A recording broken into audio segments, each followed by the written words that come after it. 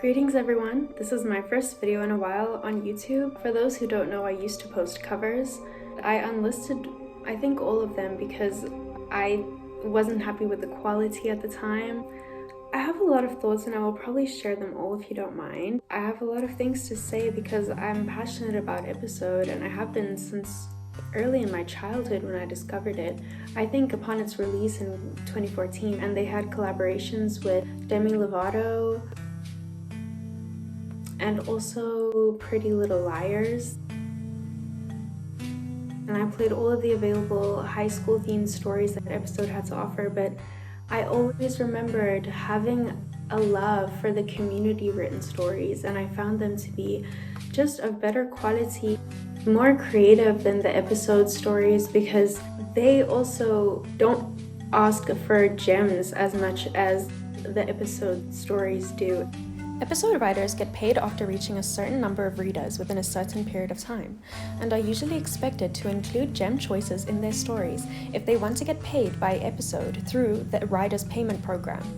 Spending gems on a story as a user can also push it to trend more on the homepage.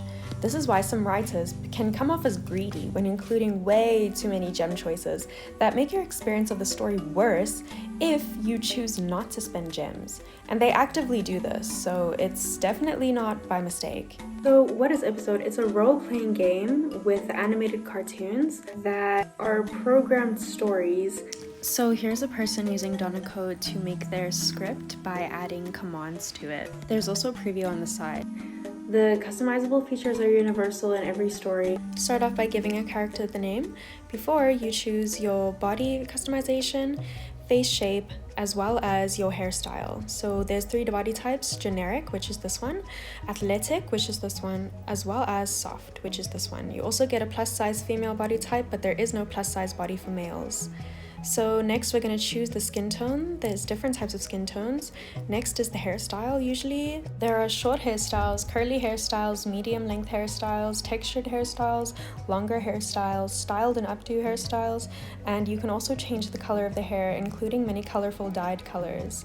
I also want to note that in every story for the female and male customization, the author may choose to limit customization features because they have a certain narrative or will for how they want their characters to look, so they can lock certain customization features if they want to. So this is what my episode homepage looks like. These are the episode promoted story. I do want to warn you, most episode and community written stories are romance based. You're not going to find a lot of stories that's purely something else. Yes, you can go to the search bar and there are different genres, but honestly, you will reach a dead end after looking at all of these, and you're going to want to find more and better quality community written stories. The only way to find new community stories is to look at your author's liked stories, or look at their other written stories, or you find an author that you like and you look at their following and you look at the following stories and their liked stories and the people that they follow. The main way I find new stories is by looking at authors that follow other authors that that I looked at their liked stories, etc, etc. You can go on Reddit and Instagram to find dedicated places for story recommendation. My point is, there are so many community written stories, but it's hard to find them. The stories covered a wide range of genres and still do now. It's a platform just like animation that can delve into any genre. It's just a medium and you can do any type of story you want on there. It's just a visual way of telling stories, in my opinion. The problems with Limelight that I have is that there still aren't babies available, which makes it very awkward when a young child, toddler, or baby is spoken about, because according to Episode, this is meant to represent a baby, and there's no baby models. This is meant to be a 6-year-old child, but she has an adult body type. There also aren't a large variety of body types in the game. It's quite limited to skinny body types. Yes, they did add plus size body types later, but every female character has a chest, right? So all the male models, you can't really make a feminine looking man in Episode. So here I'm testing out the range of gender expression that you can have with the male customization. So I'm trying to make the male character as feminine as possible while also looking at the range. So I chose a softer body type. I chose a skin tone, just went through them, just landed on something random. Chose the hairstyle. I looked at the longer hairstyles to see what they're like. They look alright, you know. You can see there's some special dyed hairstyles that I'm looking at, and then there are feminine hairstyles, which are more girly hairstyles. They look quite cute as well.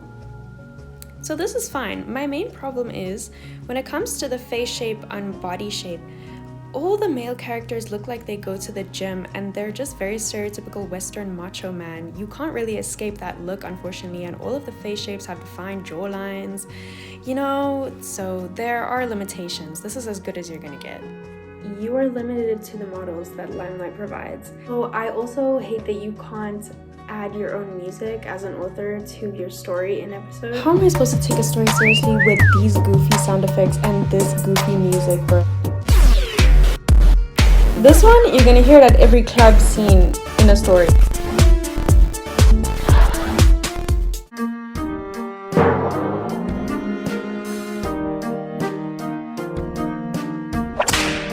It is nostalgic and has a charm to it for those reasons, but beyond that, I feel like it's just kind of stock footage but music version. I end up playing most of my episode games on mute. I do admire though how episode authors make do despite the limitations, and they still end up making really engaging, intriguing, and captivating stories. Like, these are some aspiring writers that are just unleashing their creativity on episode. Like, everyone should, you know, take an interest in that when there's a platform like this, especially when it's free to download and easily accessible for anyone with a mobile device. Episode kind of reminds me of fan fiction. Make it cheesy, make it predictable, it doesn't matter, make it cliche. It's like a space where people can be free, like fan fiction, and not too critical. The main gameplay gimmick is the choice paths, which can affect the ending of the story or your relationships with characters. In this case, it is being used as a minigame, which can vary in complexity depending on the story. So here we can see this choice is being used to gain or lose points in a specific character direction. So this can make you gain points with a love interest or gain character traits. My first review will be on the story Skeptics and Believers by the author Piccaletti, who you can follow on episode and check out her other stories too. This is a kind of coming of age drama with some funny moments, and it has a real way of making you feel for the characters and drawing you into the mystery of it. Also, this particular story allows for you to pick the gender of your love interest, but not all stories have this option, and it's up to the author to include it as it requires more choice paths to be made or coded into the game. Some stories have a male main character, or the gender of the main character can be chosen. Just be sure to check the tags and the description. The main character, I have chosen to name Luelle. Scene is set with text on an open sky that says that our main character wasn't a bad kid, but she just crossed a boundary somewhere, crossed a line, and now she's suffering the consequences for it. I think that's pretty relatable.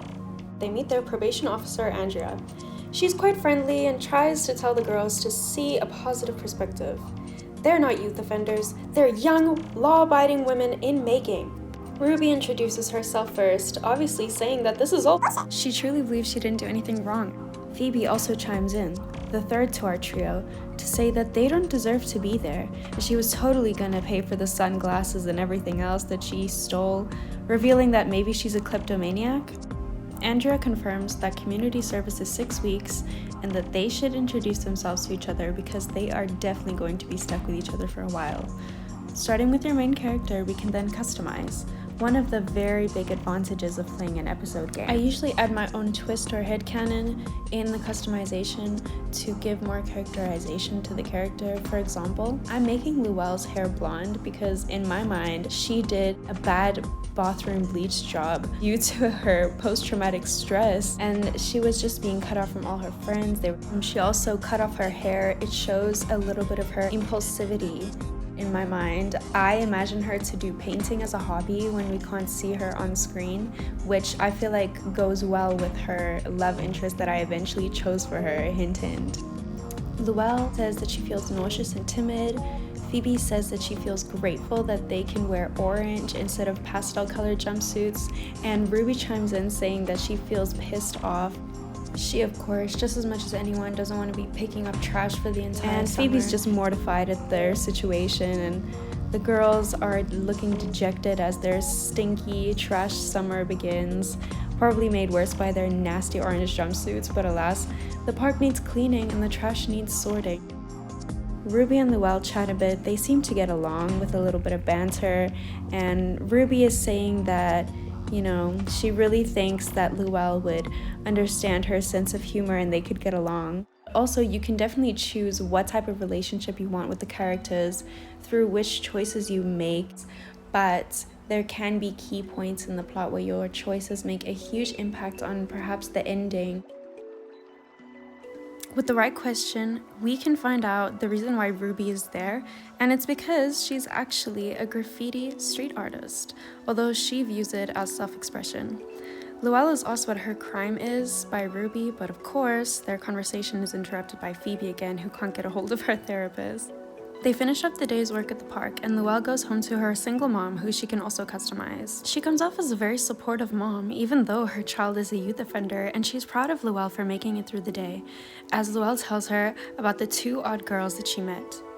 We also learned from her mom that Luelle got convicted of arson, but got off with a misdemeanor, and that's why she's in community service. They both believe that Luelle is innocent, and they want to clear her name. Luelle is upset from the conversation and goes outside for air, when Blair, their next-door neighbor, who never really became friends with Luelle, shows up out of nowhere and calls Luelle delinquent off the bat.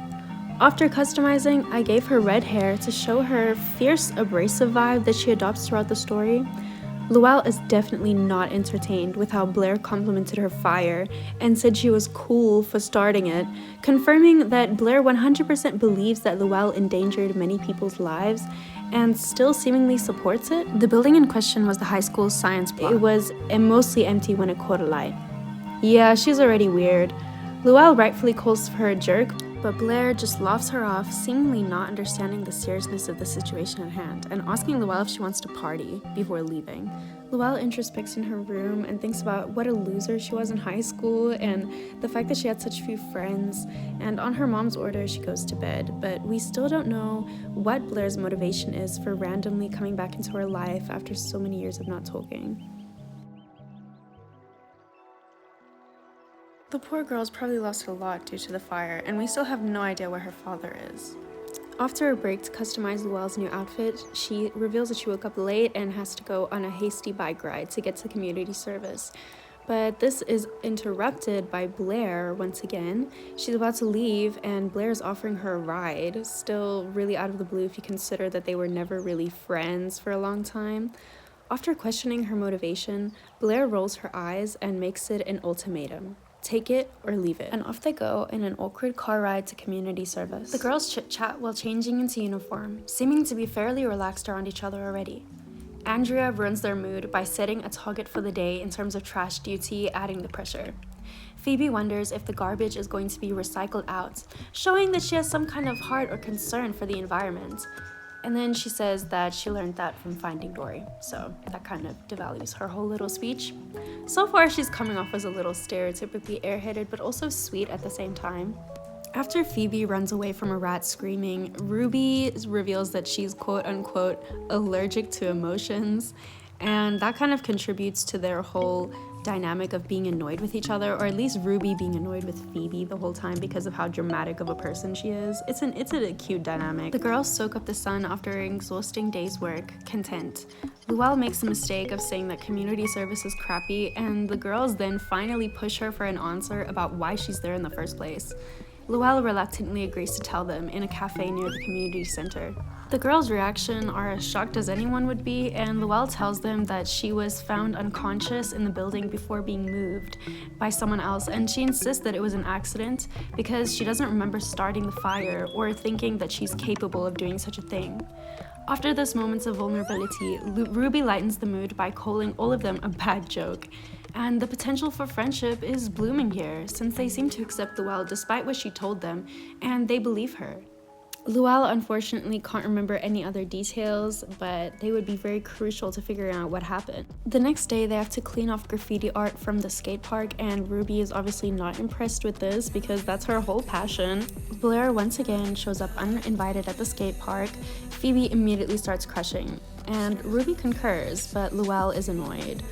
Blair states her reason for coming over is to flirt, specifically with our main character, instantly crushing any hopeful hearts in the vicinity. Llena seems kind of annoyed at the insinuation that Blair makes that they have a thing going on. She also invites the three of them to her house party that night, and Ruby and Phoebe say yes, so Llena has to go. Ruby puts it best. According to teen standards, their social lives are quote-unquote in Siberia, and this needs to be rectified before a spontaneous combustion occurs. Dressed in red and ready to rumble, the girls strut in. Llena brushes off Blair's flirting, but then contradicts herself after a few drinks by chatting it up with her and getting a little too cozy on the couch. Blair uses the opportunity to press Llena about the fire, and this further shows that she truly believes Llena was a conscious, calculated perpetrator, or at least wants Llena to think that she thinks that. After being forced by Phoebe to say bye to the host, Llena makes it clear she's tired of Blair calling her a liar and only wants to talk to her if she's interested in trusting her. After a hazy, hangover-spoiled day of service, Andrea introduces Llena to Detective Valdez from the Fire Investigation Unit. He reveals that a series of arson crimes in the tri-state area are very similar to the fire that broke out in Llena's school, suggesting a single culprit. He adds that one fire took place while Llena was in police custody, taking some of the blame and suspicion off of her. He then says that Llena will be needed as a witness to build the case, but she would need to get her memories back in some kind of way in order to help. The girls frantically discuss during a coffee date what they need to do to get Llena's memory back, and Phoebe claims to know exactly how, by Llena retracing her steps, as in breaking into her high school to physically retrace her steps.